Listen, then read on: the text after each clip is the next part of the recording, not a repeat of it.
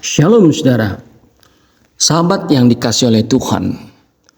Alkitab berkata mengenai semangat di dalam Amsal 18:14. Orang yang bersemangat dapat menanggung penderitaannya. Tetapi siapa akan memulihkan semangat yang patah? Perhatikan saudara, orang yang bersemangat. Semua kita tahu bahwa penderitaan itu bisa ada. Bisa akan datang ada. Atau bisa kita mengalaminya detik ini juga.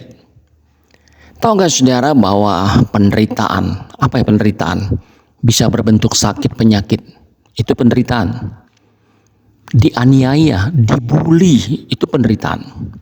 Mengalami mental illness, itu juga bisa dikatakan penderitaan. Kehilangan sesuatu, baik benda atau orang yang kita sayangi, itu penderitaan. Kegagalan, sudah berusaha sedemikian rupa, tapi akhirnya kita temui kita gagal, itu juga penderitaan. Dan biasanya penderitaan itu bisa membuat seseorang down, putus asa, hilang pengharapan.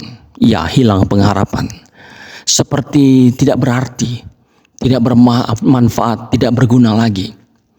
Kalau itu yang terjadi pada dirimu, maka kita akan semakin dalam mengalami penderitaan. Sampai akhirnya kita nggak akan sanggup lagi menghadapinya.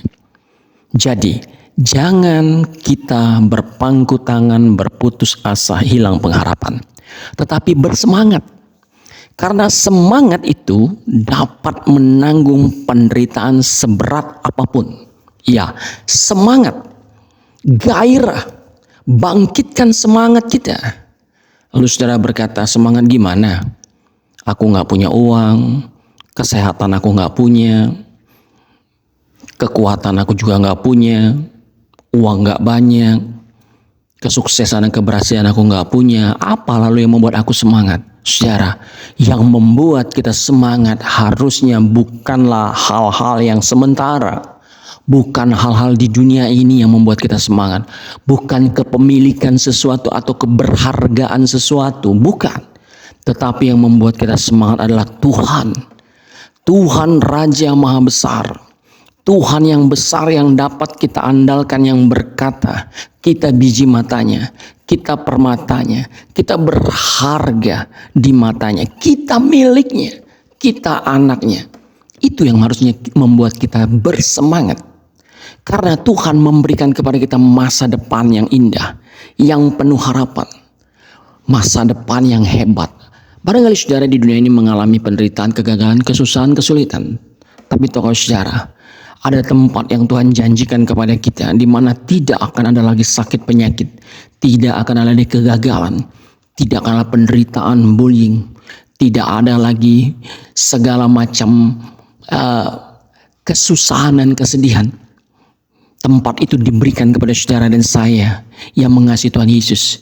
Tempat itu bernama langit baru, bumi baru, Yerusalem baru, kerajaan sorga. Disitulah hidup yang sesungguhnya ada, saudara. Hidup yang penuh kebahagiaan. Bahagia di bumi ini sementara, tidak lama. Tapi bahagia di kerajaan sorga, itu bahagia yang selama-lamanya. Kesuksesan yang selama-lamanya. Keberhasilan yang selama-lamanya. Kesehatan yang selama-lamanya. Itu yang membuat kita semangat. Itu yang harus membuat kita terus bergairah. Bahwa ada kehidupan yang akan kita dapatkan di kekekalan sana. Jadi hidup di dunia ini hanya sementara. 70 tahun, paling lama 80, kalau kuat 100. Itu pun berlalunya cepat-cepat, buru-buru. Gak kerasa. Penderitaan juga akan ada akhirnya. Hanya sementara. Gak mungkin selama-lamanya. Kita hanya sementara hidup di bumi ini. Oleh sebab itu saudara, arahkan hatimu ke sorga. Pindahkan fokusmu dari dunia ini ke kerajaan sorga. Itu yang membuat engkau semangat. Itu yang membuat engkau bergairah. Sehingga penderitaan apapun yang kau alami di dunia ini tidak membuat engkau susah, tidak membuat engkau sedih, tidak membuat engkau putus asa. Tetapi kau anggap itu biasa-biasa saja. Kau kuat menanggungnya, kau kuat menahannya, kau bisa mengucap syukur atas apa yang kau alami. Dan engkau berbahagia. Tuhan dahsyat. Haleluya. Amin.